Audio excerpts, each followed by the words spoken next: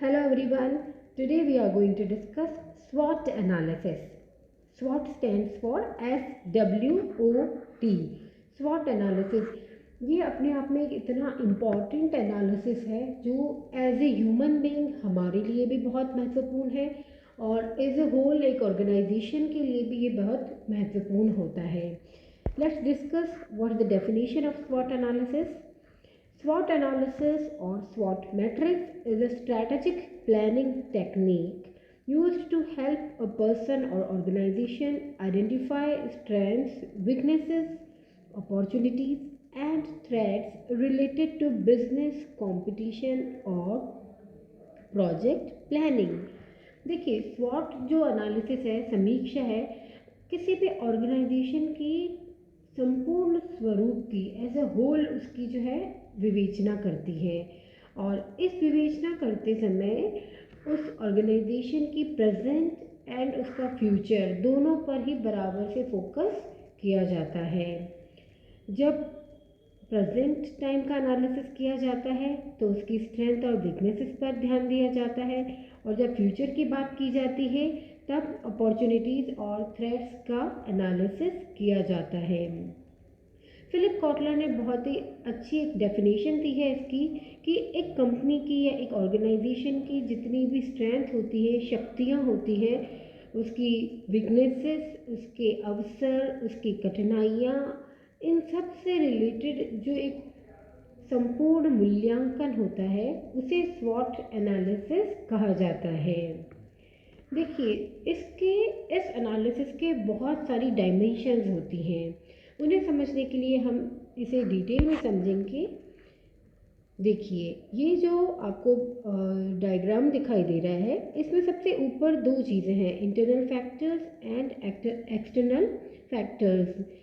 किसी भी ऑर्गेनाइजेशन के ग्रोथ के लिए ये दो तरह के तत्व होते हैं जो उसकी ग्रोथ को, उसकी गुडविल को, उसकी प्रॉफिटेबिलिटी को प्रभावित करते हैं. इंटरनल फैक्टर्स और एक्सटर्नल फैक्टर्स. इंटरनल फैक्टर्स यानी जो उस ऑर्गेनाइजेशन के कंट्रोल में जो फैक्टर्स आते हैं, चाहे उसके पास जो रिसोर्सेज अवेलेबल हैं, चाहे उसके पास जो टेक्निक्स और टूल्स अवेलेबल हैं, उनके आधार पर जिनके ऊपर कंपनी का कंट्रोल होता है वे कहलाते हैं इंटरनल फैक्टर्स. और एक्सटर्नल फैक्टर्स यानी बाह्य तत्व, ऐसे तत्व जिन पर कंपनी का कोई कंट्रोल हो नहीं सकता, जैसे गवर्नमेंट की पॉलिसीज़, मार्केट में जो कॉम्पिटिटर्स होते हैं या कोई पॉलिसीज़, रूल्स, इस तरह की जो चीज़ें होती हैं वो एक्सटर्नल फैक्टर्स होती हैं जिनके ऊपर कंपनी का खुद का नियंत्रण होना संभव नहीं हो पाता है. तो ये जो स्वॉट एनालिसिस करते हैं, देखिए इसमें एस स्टैंड्स फॉर स्ट्रेंथ, यानी एस का मतलब है उसकी शक्तियाँ, डब्ल्यू अर्थात उसकी वीकनेसेस, इस ऑर्गेनाइजेशन की कमजोरियाँ, ये दोनों मिलकर इंटरनल फैक्टर्स को प्रभावित करती हैं. और एक्सटर्नल फैक्टर्स में आते हैं अपॉर्चुनिटीज़ अर्थात उसके अवसर, और थ्रेट्स यानी चुनौतियाँ क्या क्या उस ऑर्गेनाइजेशन के सामने हैं. देखिए स्टूडेंट्स, यहाँ पर एक बात मैं और कहना चाहूँगी कि जब भी हम अपना खुद का एज ए इंडिविजुअल जब हम अपना एनालिसिस करते हैं तब उसके लिए भी ये स्वॉट एनालिसिस उतना ही इम्पॉर्टेंट है जितना किसी बिजनेस ऑर्गेनाइजेशन के लिए. यानी जब एक विद्यार्थी, एक स्टूडेंट ये सोचता है कि मुझे आगे बढ़ने के लिए क्या करना चाहिए, तब इस सिचुएशन में उसे अपना खुद का स्वॉट एनालिसिस करना चाहिए कि उसकी खुद की उसकी स्ट्रेंथ क्या है, उसकी खुद की वीकनेसेस क्या है, उसके सामने क्या अपॉर्चुनिटीज़ हैं और क्या उसके सामने थ्रेट्स, क्या चुनौतियाँ उसके सामने आ सकती है. और इन चीज़ों का एनालिसिस करने के बाद वह उन पर अच्छे से फोकस कर सकता है, उनको वर्कआउट कर सकता है. चलिए स्ट्रेंथ के बारे में समझते हैं. Strength characteristics of a business which give it advantages over it's competitors. यदि हम बिजनेस ऑर्गेनाइजेशन के स्वॉट एनालिसिस की बात करते हैं तो उसकी शक्तियाँ क्या होती हैं, ऐसे एडवांटेजेस, ऐसी लाभदायी सिचुएशन जो उसे उसके प्रतिद्वंदियों से, उसके कॉम्पिटिटर से ऊपर बनाए रखती है। ओके। डब्ल्यू, वीकनेसेस, यानी characteristics of a business which make it disadvantageous relative to competitors, यानी इसके प्रतिद्वंदियों के मुकाबले जो इसकी कमजोरियां हैं वह वीकनेसेस के अंदर आता है। Opportunities, elements in a company's external environment that allow it to formulate and implement strategies to increase profitability, यानी लाभदेयता को बढ़ाने के उद्देश्य से किस तरह की स्ट्रैटेजीज को बनाना, उन्हें किस तरह से ऑर्गेनाइजेशन में इम्प्लीमेंट करना, जबकि उस कंपनी का जो एक्सटर्नल एनवायरनमेंट है वो इसको ऐसा अवसर प्रदान करता है। ठीक है। थ्रेट्स अर्थात चुनौतियाँ, यानी ऑर्गेनाइजेशन के सामने एक्सटर्नल एनवायरनमेंट से ऐसे कौन कौन से खतरे या ऐसे कौन कौन सी चुनौतियाँ हैं जो उस बिजनेस की प्रॉफिटेबिलिटी को, उसकी ग्रोथ को अफेक्ट कर सकती है। तो जब एक ऑर्गेनाइजेशन अपनी इन सभी चीज़ों के बारे में एनालिसिस करता है तब वह स्वॉट एनालिसिस कहलाता है। फिर से हम इसे रिवाइज करेंगे। Strength, S stand for strength, that means things your company does well, यानी ऐसी चीज़ें जिसमें आपकी कंपनी, आपका ऑर्गेनाइजेशन कुछ अच्छा कर सकता है।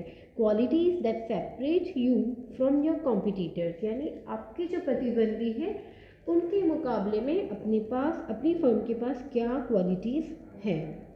Internal resources such as skilled knowledgeable staff, यानी किसी ऑर्गेनाइजेशन के पास अगर स्किल्ड स्टाफ है, लॉयल स्टाफ है, तो वह भी उसके लिए एक स्ट्रेंथ बन जाता है।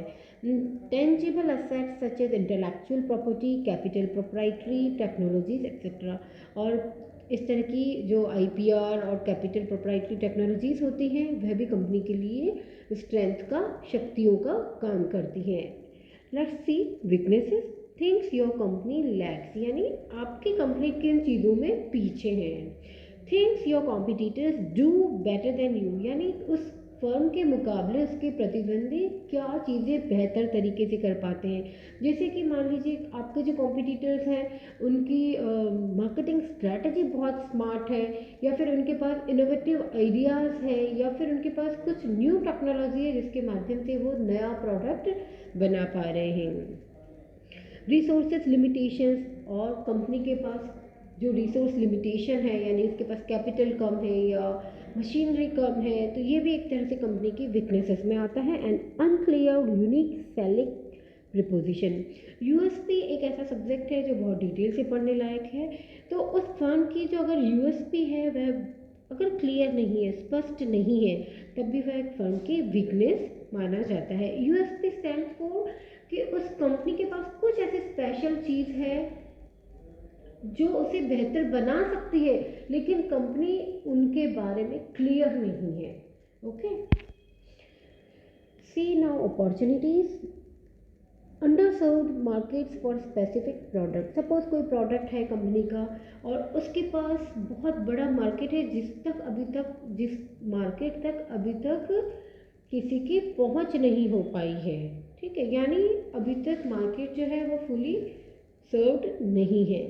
Few competitors in your area, या फिर उस फर्म के जो कॉम्पिटिटर्स है उस एरिया में बहुत कम है, तब भी ये उसके लिए एक अपॉर्चुनिटी वाली बात है।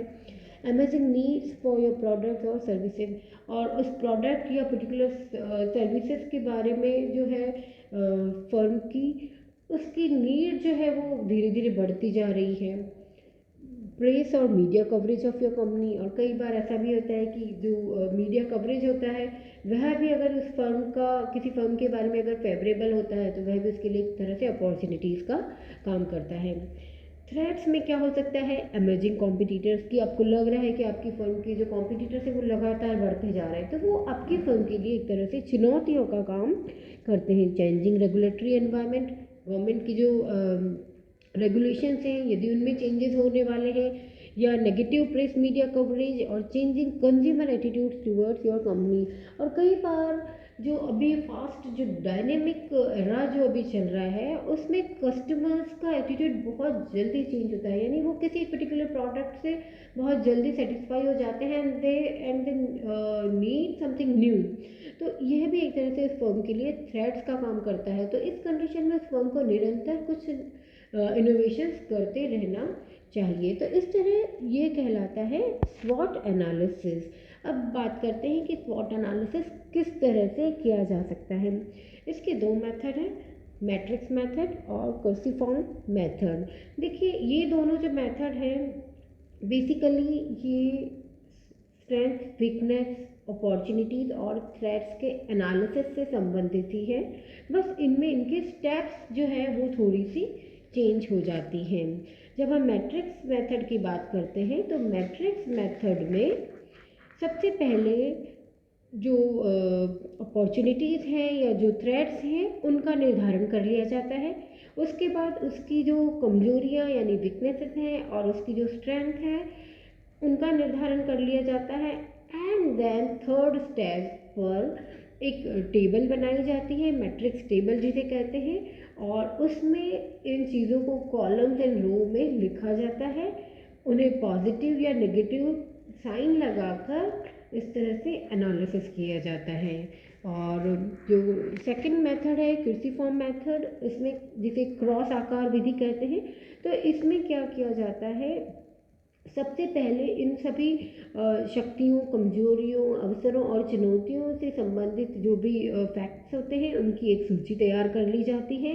उन्हें एक व्यवस्थित क्रम में क्रॉस से प्रदर्शित किया जाता है और उसके बाद सैम्पलिंग के द्वारा किसी पर्टिकुलर फैक्ट्स को सेलेक्ट किया जाता है और उसका वैल्यूएशन किया जाता है।